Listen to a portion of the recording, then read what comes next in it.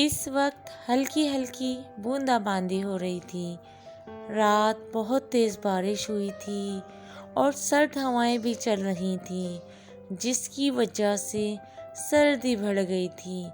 عاصم کو اس کی امی نے قریبی دودھ کی دکان سے دودھ لانے کے لیے بھیجا تاکہ ناشتے میں چائے تیار کی جا سکے۔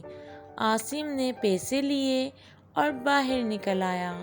ابھی دودھ والے کی دکان دور تھی کہ عاصم کی نظر سردی سے کانپتے اور ٹھٹرتے ہوئے ایک بلی کے بچے پر پڑی، جو سڑک کے کنارے دیوار سے لگا اپنے بال کھڑے کر کے سردی سے بچنے کی کوشش کر رہا تھا، لیکن سردی بہت شدید تھی۔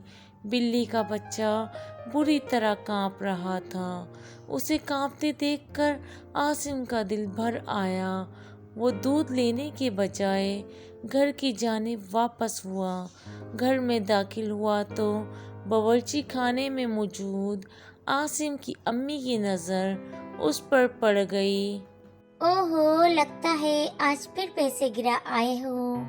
عاصم نے سر جھکا لیا اور امی سے کہا، امی جان، باہر سڑک کے کنارے بلی کا ایک بچہ سردی سے کانپ رہا ہے۔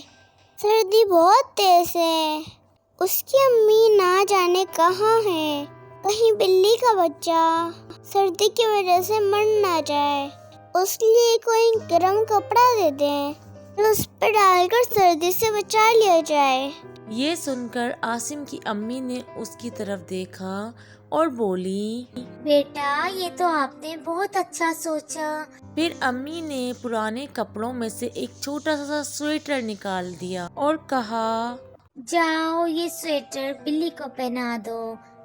عاصم نے سویٹر کو دیکھتے ہوئے کہا، امی جان، یہ تو مجھے پہنانا نہیں آئے گا۔ اس کی امی نے عاصم کا ہاتھ تھامتے ہوئے کہا، چلو میں بھی تمہارے ساتھ تمہاری نیکی میں شامل ہو جاتی ہوں اور سویٹر بچے کو میں پہنا دوں گی۔ عاصم اپنی امی کو لے کر اسی جگہ پر پہنچا جہاں بلی کا بچہ سردی سے کانپ رہا تھا۔ بلی کے بچے کو عاصم اور امی نے سویٹر پہنا دیا۔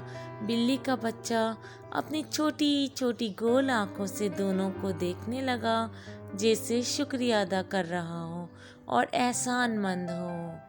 پیارے بچوں، آج کی کہانی آپ کو اچھی لگی ہے تو کہانی کو لائک کر دیں اور چینل کو سبسکرائب کر دیں۔